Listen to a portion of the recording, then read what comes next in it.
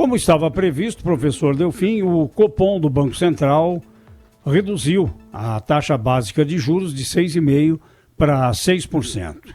O que é que o senhor espera dessa redução? Será que vai estimular investimentos? Bom dia, José Paulo, bom dia, mesa, bom dia, Brasil. Na verdade, já era esperada essa baixa. Eu acho que ela tem um pequeno efeito, muito mais, talvez, de expectativa, porque é claro que ainda ela pode ser um pouco mais reduzida. Eu acho que há condições para isso.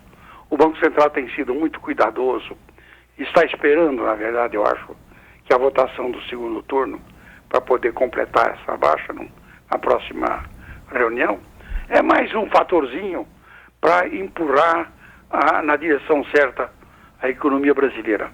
Não acredito que isso modifique de forma muito importante as expectativas dos investidores.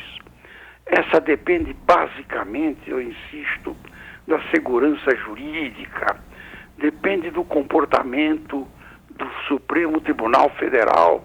Enquanto o Supremo não se convencer de que ele só é Supremo quando decide no pleno e, portanto, não está sujeito às flutuações voluntarísticas de decisões monocráticas, você não tem a segurança jurídica necessária para produzir um investimento, digamos, de 30 anos, que é o fundamental em infraestrutura. E depende também de você continuar a dar continuidade a essa nova lei das agências reguladoras, que serão técnicas e terão capacidade para garantir a integridade financeira dos grandes contratos de concessão, de privatização, de forma que eles darão para o investidor a segurança de que pode pôr o seu recurso num projeto de 30 anos, porque ele estará protegido pela lei.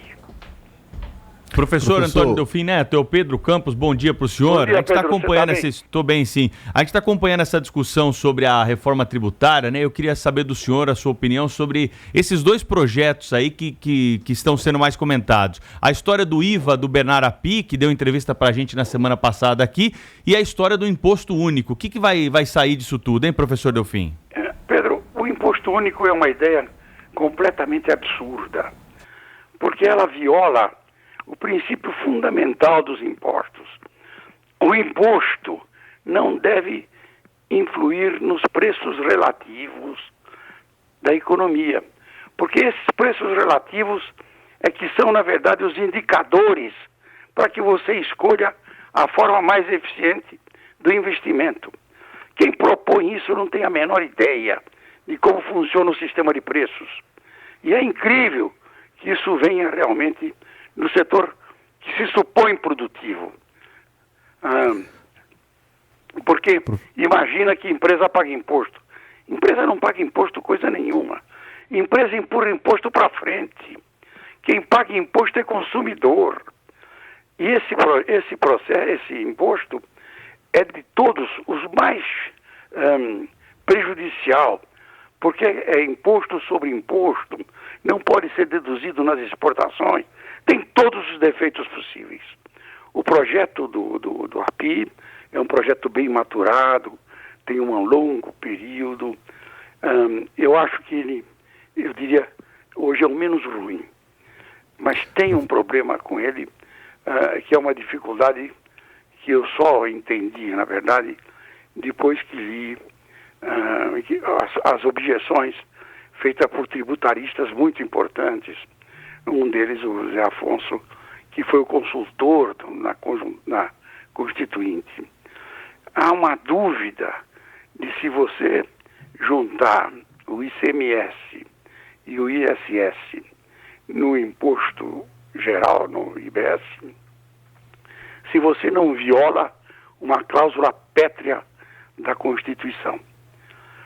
Essa é a objeção fundamental e só pode ser corrigida através de uma, na verdade, de você dividir em duas.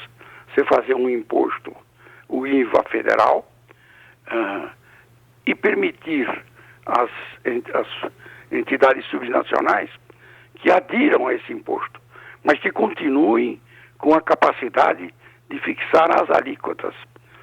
Essa é uma questão jurídica. E aqui, Pedro, eu preciso te dizer o seguinte: reforma tributária não é coisa de economista, é coisa para jurista, e jurista de alta qualidade. As outras foram feitas por Rubens Gomes de Souza, por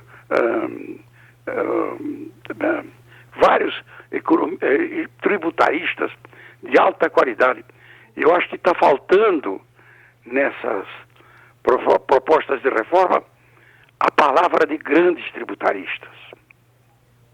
Professor Delfim. Oi, vai, Cláudio, vai. Neto aqui, Cláudio Humberto, muito bom dia.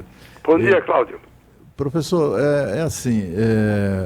essa questão da reforma tributária, né, que a gente imagina ser consensual, a urgência e também a necessidade, a gente vê que há também militantes contra a reforma. São poucos, mas eles existem. Entre eles está o ex-secretário de Assuntos Econômicos do Ministério do Planejamento do governo Michel Temer, o economista Marcos Ferrari, que no fim de semana deu entrevistas dizendo que a aprovação da reforma da tributária neste momento poderá adiar ou postergar a recuperação da economia, tirar o foco sobre medidas mais urgentes para que o país volte a crescer. Ele defende que primeiro o país deve crescer, para depois então promover a reforma tributária. O que é que o senhor acha disso?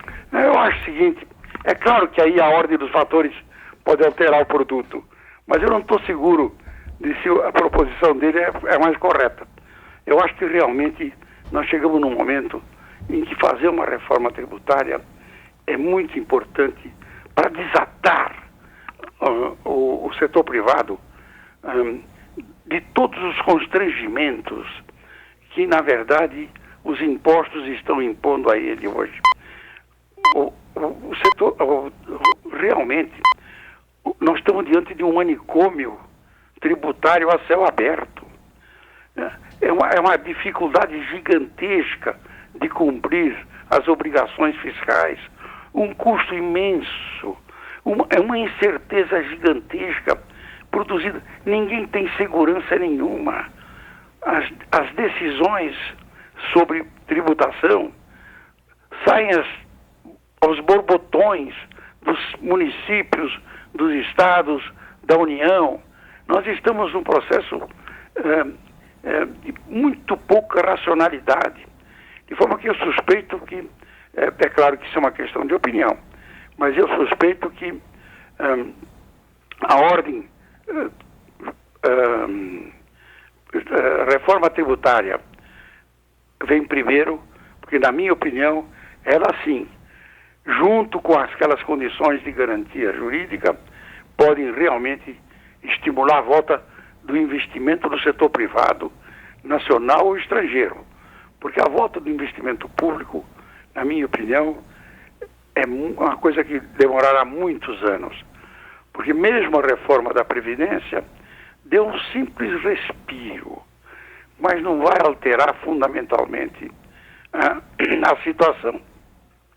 Professor, é o Rafael, bom dia, tudo bem? Bom dia, Rafa. O Supremo voltou na semana passada, o Congresso volta essa semana. O presidente Bolsonaro, durante o mês de julho, correu em raia solta, falou muita coisa que gerou calor, balbúrdia. O senhor acha que isso pode contaminar o ambiente propício para a discussão de reformas no Congresso Nacional? Como é que o senhor imagina o segundo semestre agora do ponto de vista político, com a volta do Supremo, com a volta da Câmara, do Senado e com o presidente acelerando nas declarações que provocam muito barulho o tempo todo, hein, professor? Rafael, eu acho que nós temos que nos acomodar e temos que entender: o presidente Bolsonaro não vai mudar.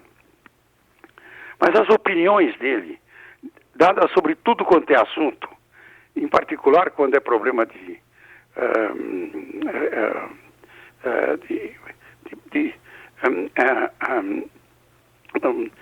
preconceitos, não altera em nada. Ninguém leva a sério. Ele faz isso de uma forma permanente e eu suspeito, inclusive, pensada. ele não atrapalha, na verdade, o que está andando na área econômica. Pode perturbar uma coisinha aqui, uma coisinha lá. Mas eu hoje acho o seguinte, as proposições dele são tantas e tais, e algumas de uma irracionalidade tal, que já não são levadas a sério.